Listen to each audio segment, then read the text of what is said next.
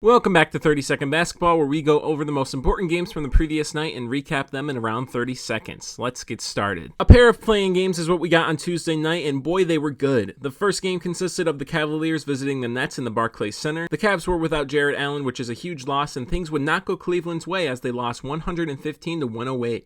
This has the Nets locked into the 7th seed as they will face the Boston Celtics in the first round, and the Cavaliers will get another chance as they will face the winner of the Pelicans and Spurs game.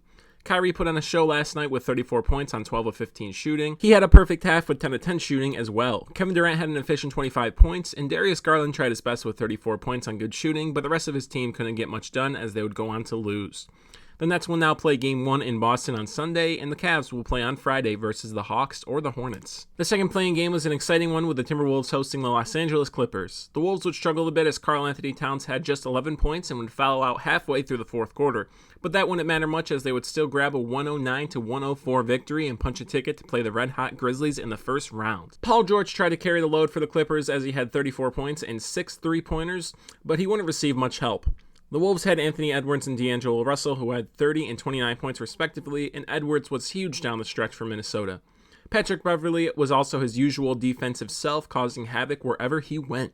The Timberwolves will now play in Memphis on Saturday afternoon, and the Clippers will host the winner of the Pelicans and Spurs game on Friday night. Moving on to the lower seeded 9-10 play-in games, we got an Atlanta-Charlotte matchup on Wednesday night. This was close at the half with both stars not doing much of anything, but in the end, it would be the Hawks blowing out the Hornets 132-103 in the State Farm Arena.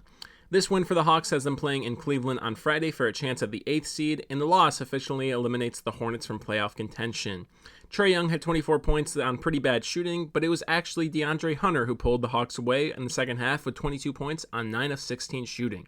For the Hornets, their backcourt got them a combined 47 points on a combined 15 of 47 shooting, which is atrocious. Not a great night for the Stars, but in the end, the Hawks secured the win for a shot at the 8th seed. The 10th-seeded Spurs visited the 9th-seeded Pelicans in the Smoothie King Center last night with a trip to Los Angeles on the line. This got close late in the fourth quarter, but the Pelicans would secure a 113-103 win. For New Orleans, C.J. McCollum posted a 32-point game on efficient shooting, and Brandon Ingram also had 27 points in the Pelicans' win.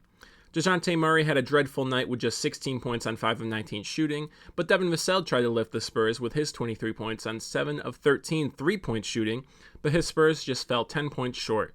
The Pelicans will now visit Los Angeles on Friday with an 8th seed in the playoffs on the line, and San Antonio has officially been eliminated from playoff contention.